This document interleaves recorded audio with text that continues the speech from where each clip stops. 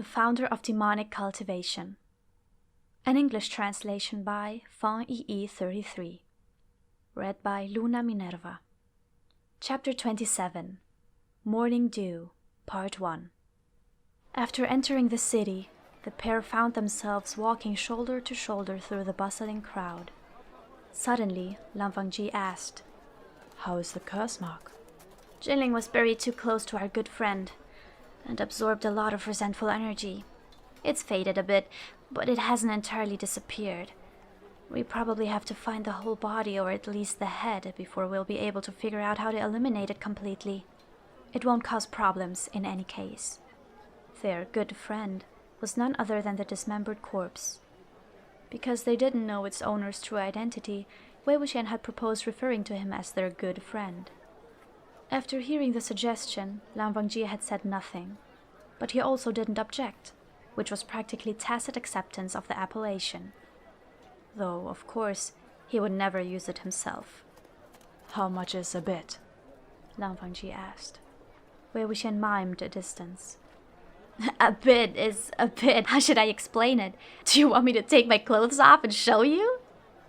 Wangji's eyebrows twitched slightly, as though he were genuinely concerned that Wei-wuxian was going to start stripping right in the middle of the street. "Take them off only after we return," he said quietly. Wei-wuxian let out a hearty laugh, then turned and walked a couple of steps backwards. Earlier, when he had been hasty to escape, he had gone to great lengths to offend Wangji, hoping the man would get fed up with him and leave. Thus, he had repeatedly made an embarrassing spectacle out of himself by playing the fool and the lunatic.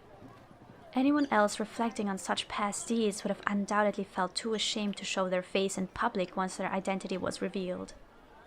Only people like Wei-wuxian had hide so thick that they could behave as though nothing had happened. Indeed, if someone possessing even a shred of dignity found themselves in his shoes, they wouldn't have committed the outrageous acts in the first place. They wouldn't have snuck into Wangji's bed in the middle of the night, or insisted on sharing a bath with him, or applied makeup and then pestered him with questions about whether they were beautiful, like an exotic flower that needed to be pampered. As long as Wei-wuxian acted as though he didn't remember any of it, Wangji would naturally never bring it up by his own volition. They could compartmentalize the memory and continue as though nothing had happened. Indeed, since his identity had been revealed, Wei-wuxian hadn't joked around in this manner until today. Once he was finished laughing, his expression quickly grew serious. "Han Guangjun, the person who tossed the arm into Mo Manor so that it would attack your clan's juniors, and the person who sewed our dear friend's legs on another corpse and buried it in the wall. Do you think they're on the same side?" In both his past and present lives, Wei-wuxian had called Wangji directly by his given name, Lanjan, from the bottom of his heart. However, he had been calling Wangji by his title for the past several days, and consequently it had become a habit. Moreover, his use of the appellation had a kind of faint propriety that gave it a strangely comical flavor. Thus, he continued to half-seriously, half-jokingly call his companion Han Guangjun when out in public. "There are two separate factions," Wangji replied. "Looks like we have the same viewpoint. Whoever went through such pains to sew the legs to another corpse and hide the whole thing in the wall must not have wanted the legs to be discovered. That being the case, they wouldn't intentionally lob the left arm at the Guosu Lan clan's people, since doing so would inevitably draw attention and lead to an investigation. One painstakingly hides the legs away, the other impudently shows off the arm, afraid that it isn't noticed. It shouldn't be one group of people." Wei-wuxian had said everything there was to say. Thus, Wangji appeared to have nothing to add, but still replied with an "mm-hmm." Wei-wuxian turned back around and spoke while walking. "The person who hid the legs is familiar with the Jianhe clan saber hall tradition, whereas the person who sliced the arm on your juniors understands how the Guosu Lan clan operates. I'm afraid the future isn't going to be straightforward. The number of secrets grows and grows." "We will approach it one step at a time," Wangji said. "How did you recognize me?" "Think it over yourself." For a period of time, questions and answers flew back and forth incessantly. Originally, Wei Wuxian had intended to catch Lan Wangji off guard and induce him to blurt out the answer to his question, but in the end he still failed. However, he was not discouraged and jumped to the next topic like lightning. I've never been to Yueyang before. Up to this point, I've always been the one looking for people and asking around about local affairs. This time I'm gonna be lazy. Han Guangjun, would you mind terribly if I troubled you with the task of making the relevant inquiries? Lan Wangji turned and immediately began walking away. Hurriedly, Wei Wuxian said, Please wait. Han Guangjun, dare I ask where you are headed? To the cultivation clan stationed here. Lan Wangji turned and said. Wei Wuxian clutched the tassel attached to the hilt of Lan Wangji's sword and pulled him back. Why are you looking for them? This is their territory, even if they know they wouldn't tell you. Either they have no idea how to deal with it and are hiding the whole thing to avoid embarrassment, or they're holding things up by the skin of their teeth and will be dead set against letting outsiders meddle. Honorable Han Guangjun, this Wei fellow has no intention of heaping discredit upon you, but without me you'd be hopeless, making inquiries this way. If you manage to learn anything, now that would be strange. These words were perhaps a bit rude, but Lan Wangji's gaze softened, and he uttered a quiet, Wei Wuxian laughed. What Even after that still But his stomach leapt with joy as he silently criticized Lan Wangji. He only knows how to say Turns out he's still boring after all. In that case, how ought one make inquiries? Lan Wangji asked. Wei Wuxian pointed sideways. Go there, of course. He was pointing at a long, broad street, whose sides were filled high and low with ostentatious shop signs and floating scarlet banners dazzling the eye. The doors to every store had been flung wide open, and the rows and rows of round black jugs on display spilled out of the shops and onto the road. Waiters holding silver trays filled with little liquor bowls hovered nearby, thumping their chests and shouting recommendations for their respective establishments to passers-by. The aroma of wine wafted over the entire street. It was no wonder Wei Wuxian walked ever more slowly as he neared. By the time they reached the street entrance, he was completely unable to move, and even dragged Han Guangjun to a halt. The waiters who work at these types of places are usually young, clever, and diligent, Wei Wuxian said solemnly. Plus, they're around so many customers every day, so they'll have heard all sorts of chatter. If there's a weird story flying around, there's no way it'll escape their eyes and ears. Lan Wangji let out an and did not object, but you clearly just want a drink was scrawled across his face. Wei Wuxian pretended not to understand his expression. Still tugging Lan Wangji's sword tassel, he stepped onto the liquor street, his eyes filled with a golden glitter. Immediately he was surrounded by 5 or 6 waiters, all from different stores, each gabbling more enthusiastically than the next. Try some? This is the He family's locally famous brew. Young master, try this one. It's free to taste. If you enjoy it, come and visit our little store and buy some. This liquor doesn't smell strong, but when it hits your stomach, you'll feel it. If you can still stand after you're finished, I'll adopt your family name. Upon hearing this, Wei Wuxian said, Sure. The waiter passed him a bowl of liquor, and he raised his head and downed it. Laughing, Wei Wuxian showed the empty bowl back to the waiter. So you'll take my family name, huh? Surprisingly, the waiter showed no hint of trepidation. He lifted his head and said in hearty spirits, I meant if you finish off a whole jug. In that case, give me 3 jugs. The waiter hadn't expected such a response. Overjoyed, he rushed back into the shop. When you do business, you have to do the business first, of course, Wei Wuxian said to Lan Wangji. The other stuff you can chat about later. It's much easier to get them to open their mouths once the business is done. Lan Wangji pulled out his wallet and paid the bill. The two entered the shop. Inside, the center of the shop floor was filled with wooden tables and chairs, arranged to provide customers with a place to rest and chat. A different waiter running about inside caught sight of Lan Wangji's clothing and manner.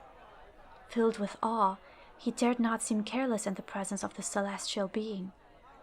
Thus, he gathered up his strength and wiped down a table and some stools with great diligence.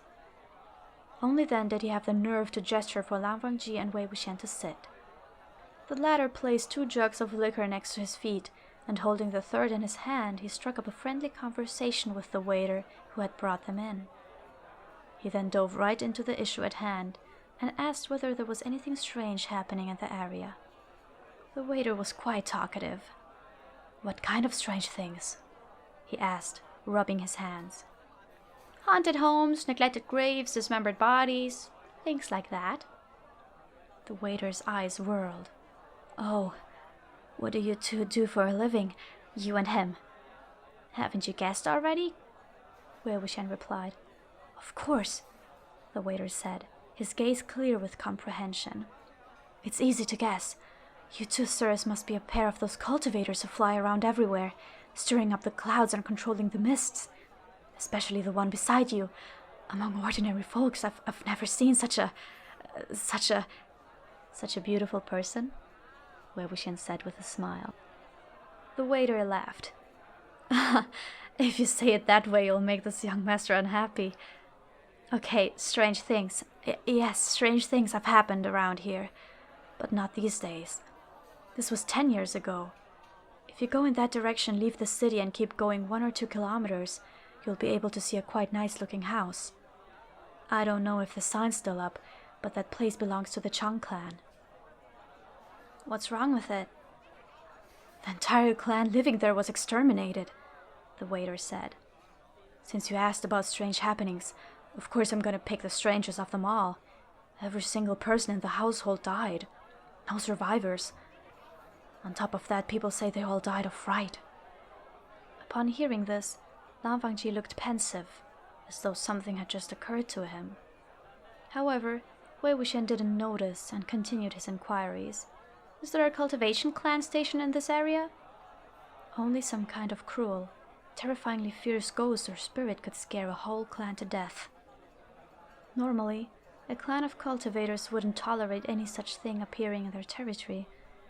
Not every clan had secret troubles like the ㅤㅤㅤㅤ clan." "Yes, how couldn't there be?" the waiter said. "Then how did they handle the problem at the time?" Wei Wuxian asked. "Handle?" The waiter threw his cleaning towel on his shoulder and sat down with them. With great solemnity, he finally revealed the information he had kept hidden for so long in the conversation. "Young master, you must know. What was the name of the cultivation clan that had been stationed in Yueyang? Chang. They were the ones who died. They're all gone, every last one, so who was left to deal with the situation?" The exterminated clan was the cultivation clan stationed here? Wei Wuxian had never heard of any Chang clan in Yueyang, so they couldn't have been a big name, prestigious clan. Nonetheless, a horrifying event like the extinction of an entire clan was certainly no small matter. Promptly, he continued to question the waiter. "How were all of the Changs killed?" "I only know the rumors. One night, the sound of something slamming against the door suddenly echoed from the direction of the Chang household." "Something slamming against the door?" "Yes. The noise was so loud it made the skies shake. Inside the house, you could hear people screaming and crying, as though everyone was trapped inside. Too strange, isn't it? Doors are always bolted from inside, so if someone wanted to get out of the house, they could just open the door, right? So why were they slamming the door? Even if you do that, it's not like the people outside can do anything. Plus, if you couldn't get out through the door, why wouldn't you climb over the wall instead? The people outside had second thoughts about getting involved. Everyone knew that the Chang clan was the most powerful clan around. They were cultivators after all. The head of their clan, I think his name was Chang Ping, had a sword that could fly, so let him stand on it and fly. If something even they couldn't deal with had really happened inside, wouldn't an ordinary person be asking for death by meddling? So no one looked for a ladder or tried to hop over the wall to get a look inside.